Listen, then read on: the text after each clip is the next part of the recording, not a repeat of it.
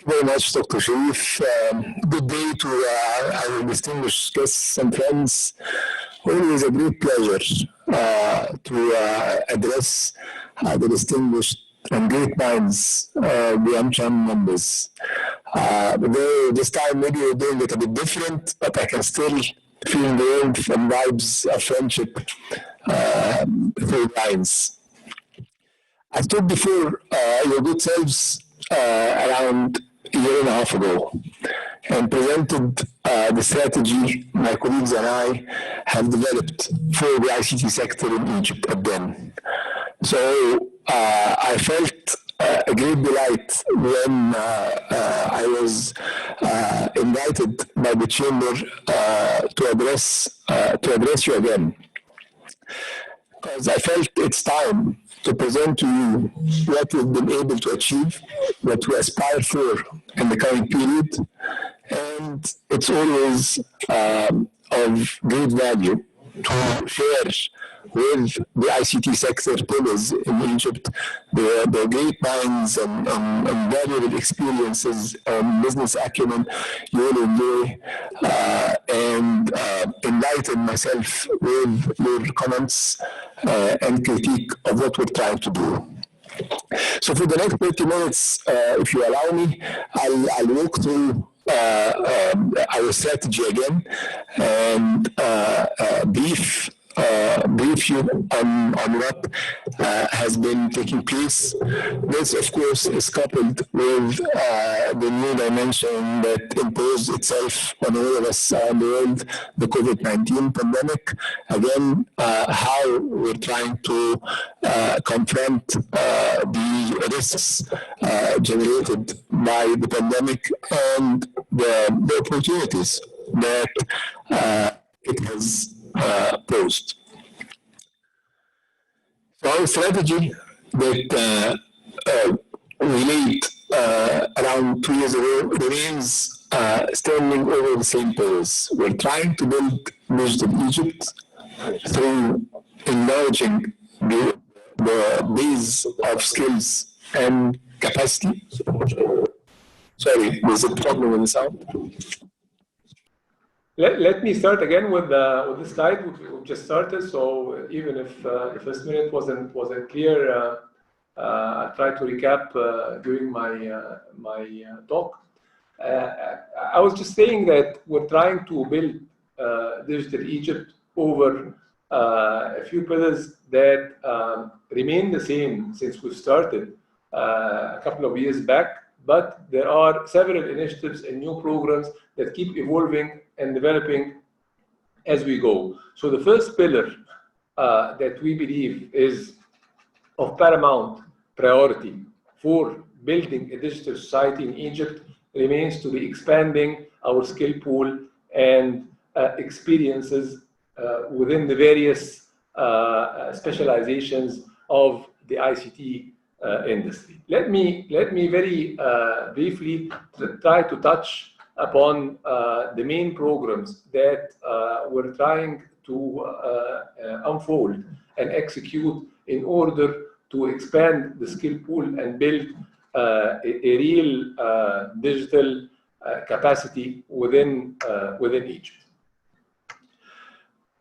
We're trying to train as much as we can, and I'll get to numbers in a minute.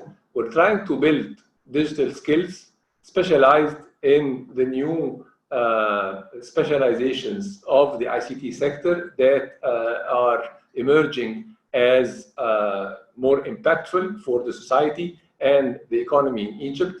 This will lead to new jobs in the digital market and to expand the ICT GDP, our contribution to the national GDP growth, and our contribution to the exports of Egypt. And then this is surrounded by one holistic framework to govern the entire activity and ensure that the ROI is the one we're aspiring for. So in 2018, when I stood before your good selves, and then we were training 4,000 people a year.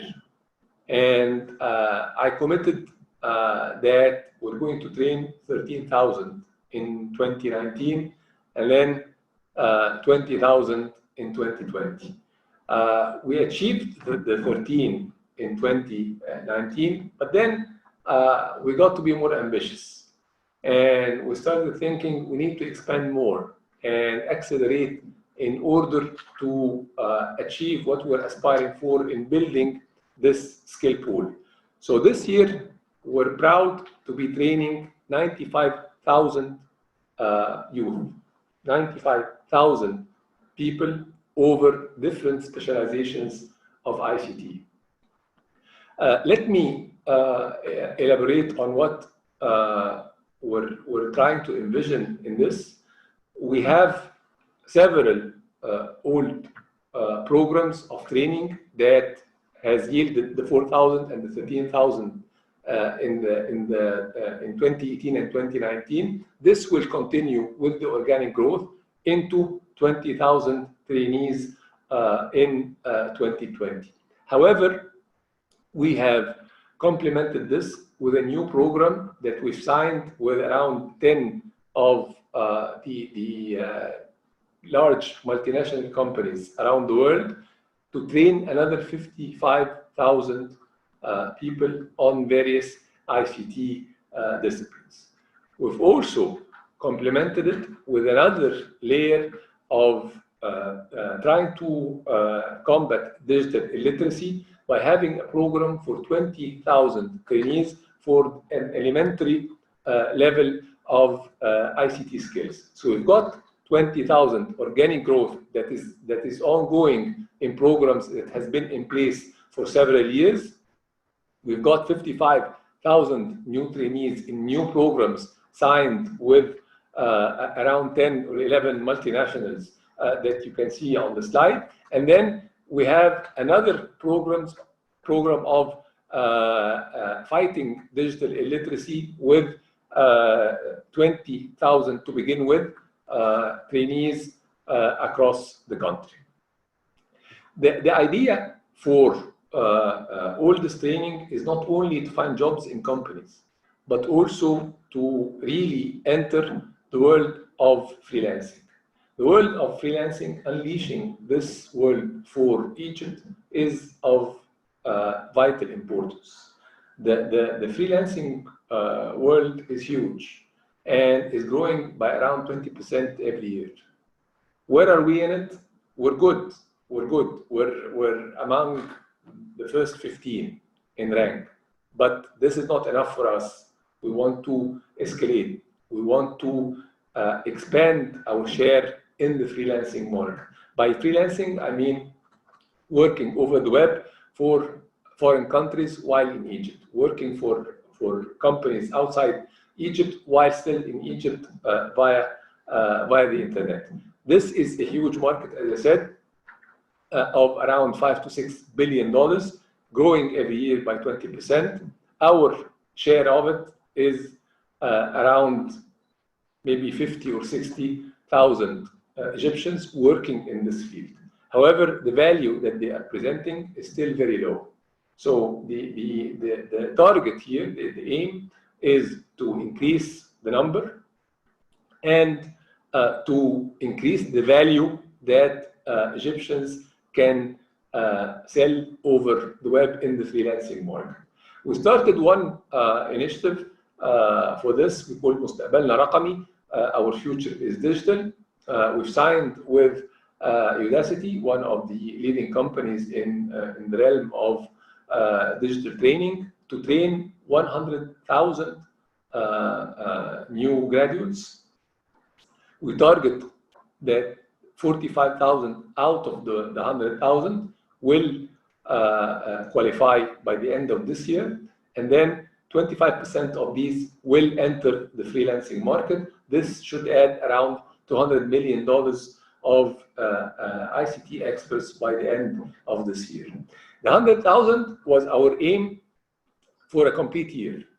I'm proud that 4 or 5 weeks after we've launched this program, we've launched at the very end of Ramadan, we have 40,000 young people who have enrolled in the program in less than 4 weeks. So it's working. Our new generation are aware of the importance and the value of this sector, the freelancing sector of the ICT industry. They're determined to find themselves a future there. The training is currently being executed. Inshallah, very, very soon, we can announce the number of qualified people who have really entered the market. This is, as I said, just one example of the new initiatives that we've started in building capacity and expanding our skill pool in ICT sector. We've also complemented this with another initiative called شغلك من بيتك, with freelancing and working practices. The idea here is to train our people not only on the technical skills that Udacity is now working to build for our young people, but also with the soft skills necessary to compete in the freelancing market and in the ICT market by large. But by soft skills, I mean presentation skills, costing skills, marketing skills, and other working practices that are vital in order to be able to compete in the freelancing market worldwide. So we have, as I said, a set of programs ready for training. We're aiming to train 95,000 young people this year. Of course, COVID-19 here is a bless, if I may say so, because now all the training has been transformed to digital training. This helps us scale and help us cover more people with the training capacities that we have. First, we were, of course, operating within the boundaries of the locations that we have. We've built more locations. I'll come to this in a minute. Yet, this was a major boundary that we needed to operate within. Now, with everything moving into the digital realm, it's easier to scale more and to address more people. Hence, the 95,000 that we're aiming to complete by the end of this year. We're aiming to train people. We're aiming to find them jobs, whether in companies, whether in SMEs that they develop, or on the freelancing sector that, as I said, the main advantage of the freelancing market is that you're not trying to find a job within the boundaries of your own country or your local market, but the whole world is a target for freelancers. This is completed with a framework that we're building, a skill bank, where it will serve as a repository for the entire skills of the ICT sector, where employers can find the skills that they're looking for, where young people can deposit their skills, update their career path and their skill set and training paths, where they can receive coaching and mentoring from experts in the industry. And more important, it helps us monitor and understand better the impact of the various training initiatives and programs that we are executing in order to expand in some and maybe rectify what is not achieving what we're aspiring for.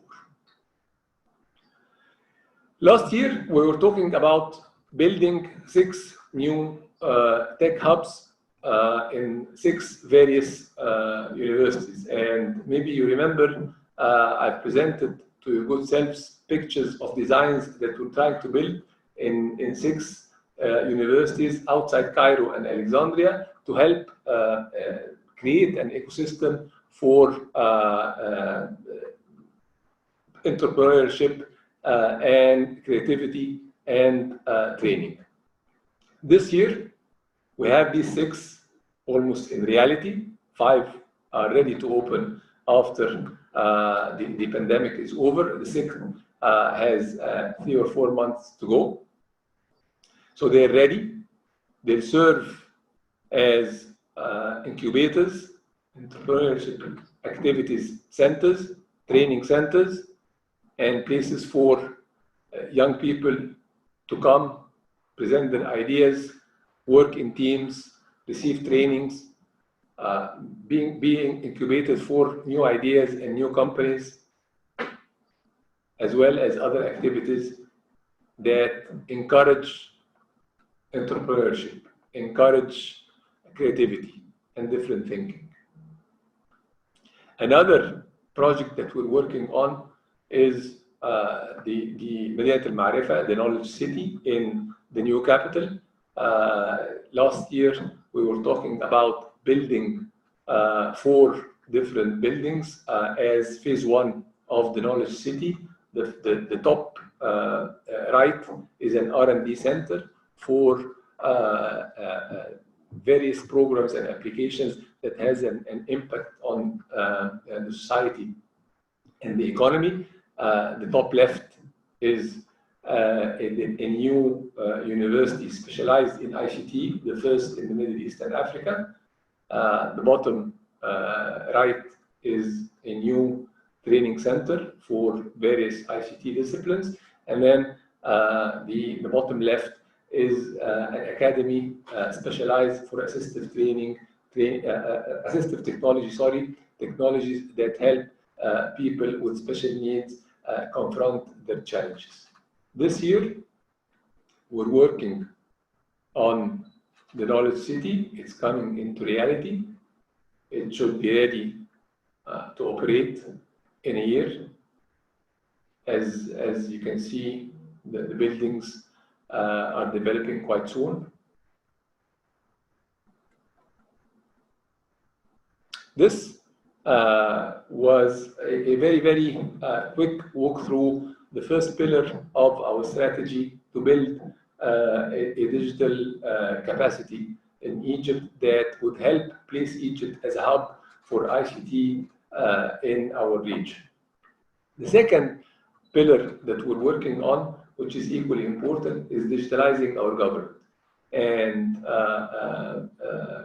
creating a new facade for our government when we're trying to serve our citizens and presenting the government in a different way that has now been entrenched in our culture. So the left is maybe a bit of an exaggeration of how you can receive services, government services, and the right is what we're aspiring for. We've started a project in Port Said that maybe when we met last time, I tried to explain what we're trying to do in Port Said. Now the project again is a reality. We have 150 digital government services launched on the platform of the digital platform that has been built for Port Said.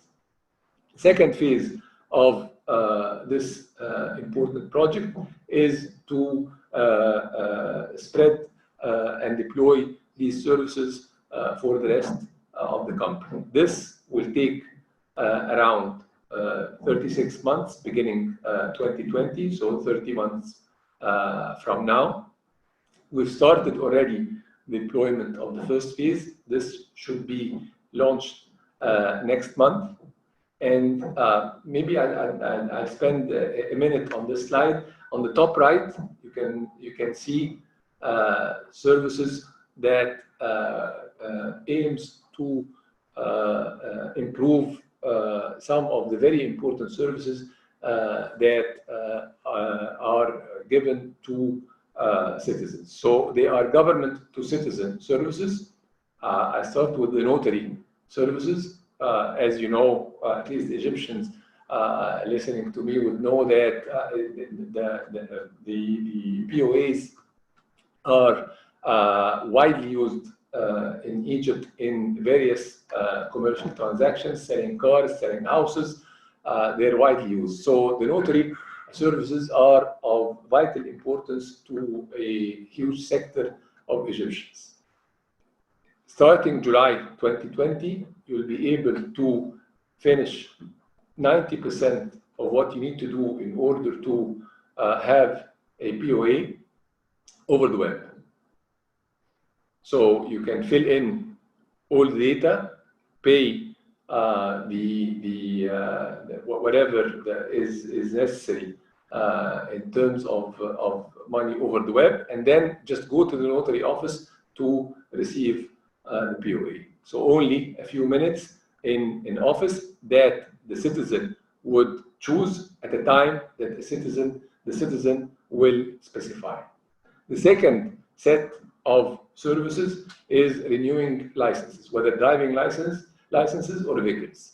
This again has been traditionally a great hassle in our country. Now this hassle is coming to an end. Again, you can do this fully on the web unless the car needs inspection, which is a requirement every 3 years. Other than that, you can renew the license, pay all the fees relevant, including traffic fines. You can even submit disputes over traffic fines over the web, and the license will be sent to your residence or place of work, wherever you choose, by the postal organization. So again, a great leap, I would say, and transformation in the way the government is furnishing services to our citizens. Now, we all know citizens can take 2 or 3 days off work in order to renew license or obtain a service from the government. This we're trying to transform, and we're beginning with these set of services that are important to a huge sector of our citizens. The third set is subsidy cards. Subsidy cards are very important to a large sector of Egyptians who receive food subsidies and elementary product subsidies. Receiving the cards of eligibility, renewing it, amending it, adding a new family member, etc., are a set of services that are again all to be executed over the web. The left side of the slide show a set of services that are addressed to businesses. So they're government to businesses. Of course, notary services are common between the two, but we have 2 very important set of services that we're launching in July. The first is lawsuits. Now, a citizen starting July can, through his lawyer, submit a new lawsuit over the web. So you don't need to go to the court. Your lawyer doesn't need to go to the court in order to submit a lawsuit. It can be done over the web. Also, a wide array of services, 33 services for investment authority. All the services that are required by private sector companies, changing an activity, adding an activity, changing the board member formation, adding a new board member or whatever, all this will be done.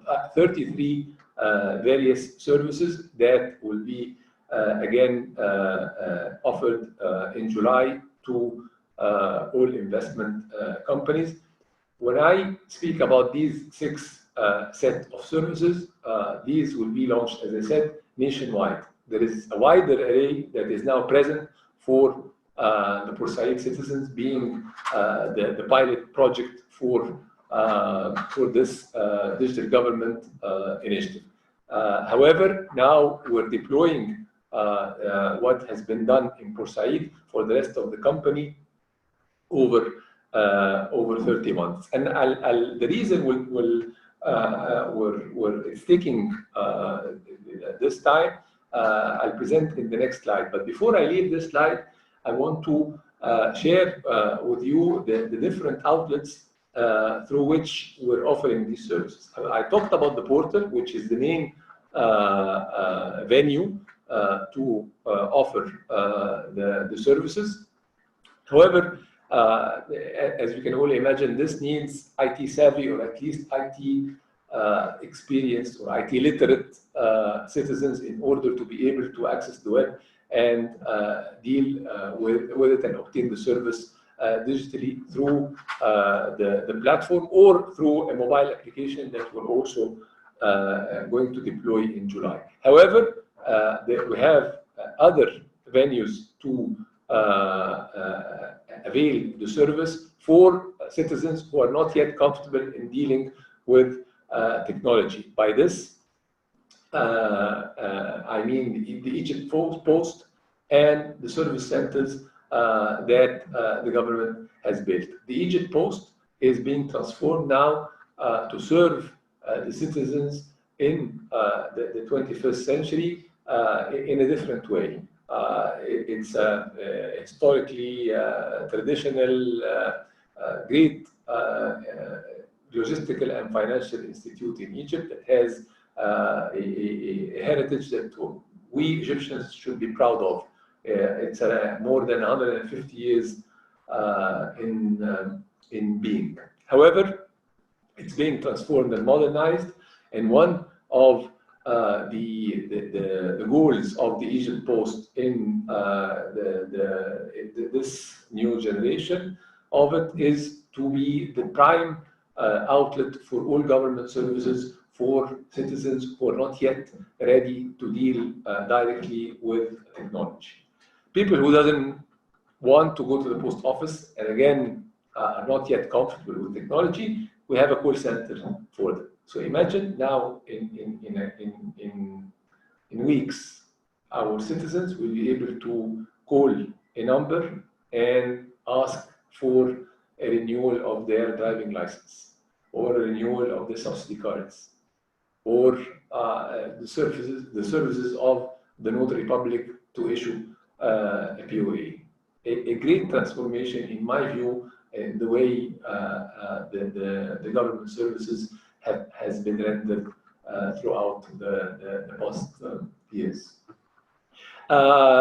In this, we're deploying the digital signature, a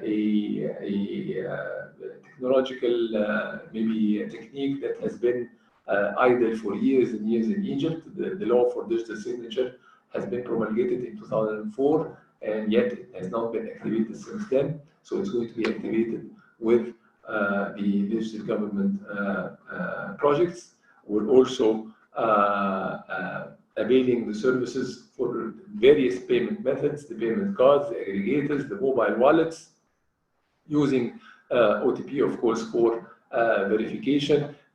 It's all designed to ensure security and comfort to our citizens. So the reason, as I said, that is taking a bit long is that we're building a network of fiber cables to all government buildings throughout the nation. 32,000+ different buildings that are distributed across the country. We're connecting all these buildings through a fiber cable mesh in order to improve the resilience and continuity of the service once it started. As I said, it's a 36-month project that started in January 2020, costing the government over £6 billion. Another project that we started back at the beginning of 2019, and now it's being operating successfully in Port-Said, is the health insurance project. Egypt has been lacking a reliable health insurance system for decades now, since the beginning of 2019, of course, in cooperation with my colleagues, the Minister of Health and Minister of Finance. We have built a new health insurance system. The role of NCIT, of course, was to make sure it is fully automated, starting with the enrollment of the citizens into the system, all the way to receiving the service, and then the financial reconciliation pertaining to that service. All this is now fully automated, as I said, in Pursaid, and once the current pandemic is over, we'll start to deploy it in the rest of the country in a schedule that the Ministry of Health is managing. A third project that is also one of the pillar projects that we're working on is the law enforcement system that we're cooperating with the Ministry of Interior, the General Prosecutor Office, and the Ministry of Justice in building. The idea is when the case or the incident starts at the police station, a file is being generated. It is then sent to the public attorney office, and then to the court, and then there's a verdict. It goes back to the public attorney, and then to the police station to enforce the verdict that has been issued by the court. All this cycle and the documents and the processes relevant to it is now fully automated. Again, we have finished the system in 4 or 5 governorates now, and we're deploying the service for the rest of the country. This will be complemented in the coming year with several lateral projects in analyzing the crimes, analyzing the reasons of the crimes, the nature of the crimes, and the geographical and demographic distribution of various crimes in order to understand better what the society is suffering from and how it can be rectified to various sectors of the society in various geographies. So these 2 projects, as I said, I have presented to the valued chamber members when I stood before you a year back, and has been built along with another wide set of projects that has been executed, but for the sake of time, I only kept these 2. Now, looking into the future, there are other few projects that I would like to share with you that we're now busy trying to start. First is the digital universities. Before the pandemic, our aspiration was to build a digital exam system. We started with the medical students of the faculties pertaining to the medical sector in the 27 public universities. And we started already building centers for digital exams. The idea of digital exams is to ensure governance and neutrality for exams, ensure that the examination process is going in a fashion that has integrity and precision. Post-COVID, we got more ambitious, and now we're building a complete digital university with a learning management system that enables students to communicate with each other, to communicate with their professors, that has content authoring and management systems that enables students to access academic content at the time they prefer. The academic activities are all managed digitally. A complete digital university. We're again building this in 27 public universities. It should be up and running at the beginning of 2021. It's not a direct result of the pandemic, but I would say it has been definitely accelerated, and its priority has been raised by the pandemic. So another merit of what we're going through with Corona and COVID-19. A third pillar in our strategy that I'll endeavor to present to you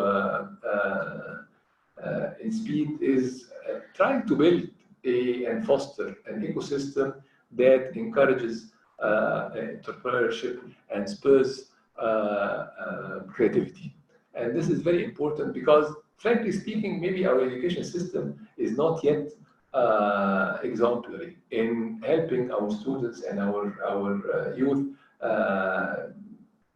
think in a creative fashion. So we're working on several initiatives trying to building this ecosystem. The first is an applied innovation center that maybe I touched upon during my description of what we're trying to do in the Knowledge City, but we've started in a temporary location, the center here in Smart Village in Giza. The idea of this center is to start R&D projects that are not abstract academic, because this is not within the mission and domain of NCIT, but rather applied innovation and applied R&D that would lead to solutions of impact into the society and the economy. We're working currently on projects in 4 different sectors that are presented to you. We have projects in healthcare, in macroeconomics prediction and modeling, in agriculture, and in natural language processing. By natural language processing, we mean the ability of machines to understand natural languages, the languages that we talk and use in our human communication. Sorry. The importance of NLP, the importance of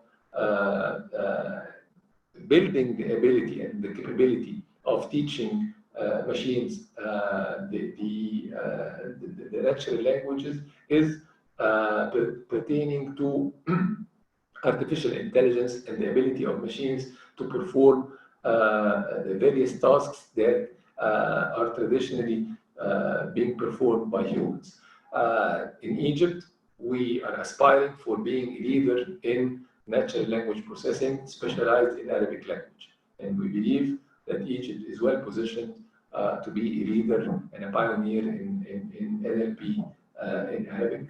We're working, as I said, in building capacity in this very specialized sector of ICT. We're currently collaborating with prominent multinational companies that are specialized in this sector, and hopefully we'll see results very soon, inshallah.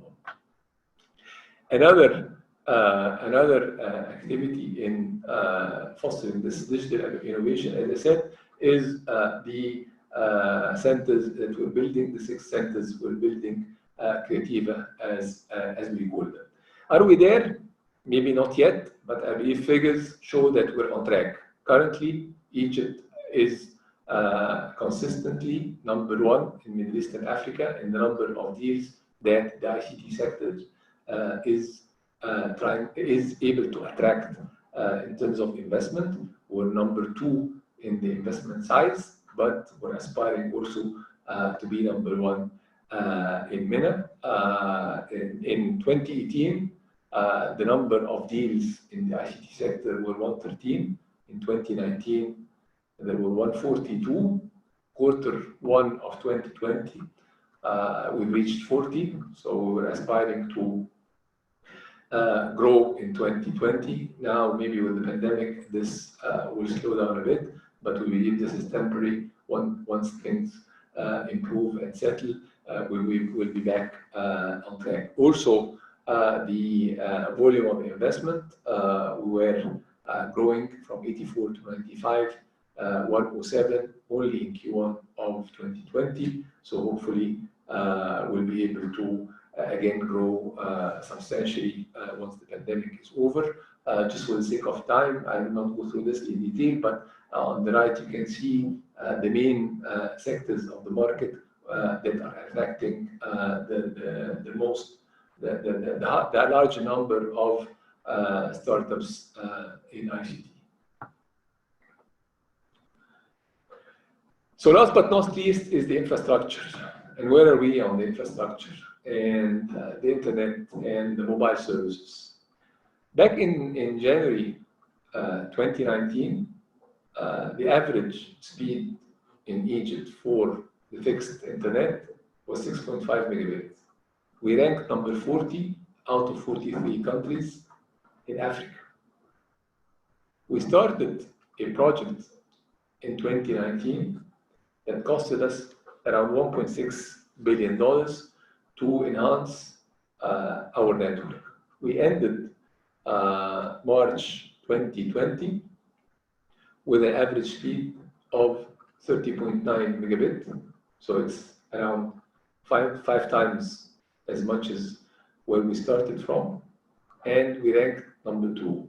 Now, after the pandemic has started to escalate and the patterns of usage of the internet has changed dramatically, we're experiencing, of course, more volumes. The load on the fixed internet network has increased by 99%, meaning it has doubled over the past 2 months, which is expected, and even I believe is a positive sign that more and more people are going digital, more and more people are dependent on digital means in learning, in receiving their education, or even working or communicating as we're doing now. So it's positive. As you can see on the right hand of the slide, the different rates of expansion in the usage of different applications. The remote meetings comes at top. So people are using the internet for working, for meeting, for entertainment, for education, for learning, for training, which is positive, but it has to be complemented with yet another second phase project to enhance the infrastructure once more. My colleagues are currently working on developing the second phase of the project that we plan to start execution in the second half of this year, inshallah. Also, for mobile services, we're trying to enhance the service. We started by building a new high-tech center in the regulatory organization, NTRA, that has started last year. This center is now measuring the quality of the service of the 4 operators every month in over 90 locations across the country, with an interactive map that is available on the site of NTRA for any citizen to go through and find the best service provider in his or her location of residence or work. The idea was to provide transparency and to spur competition around customer service between the operators. Second phase of the strategy was just announced a week or 10 days ago, is the number portability.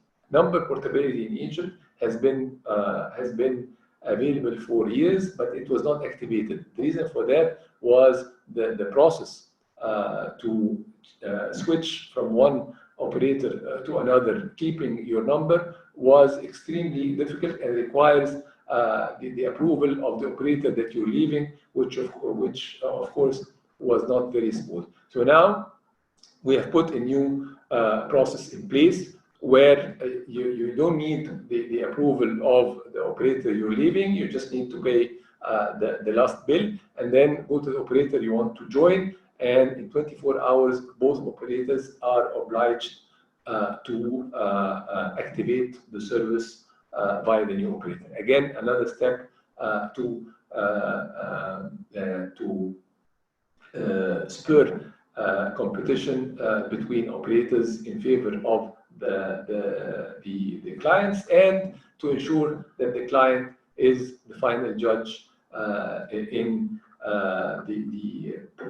regarding the service that he or she is receiving. As I said, this was a very quick walkthrough through some of what we're trying to do. Sorry for exceeding the time. I wanted to be maybe quicker, but I thought it wise to elaborate on some of the pivotal projects that my colleagues and I are trying to execute. Thank you once more for allowing me to present to you a brief version of our strategy. Always a pleasure to be among the esteemed AmCham members.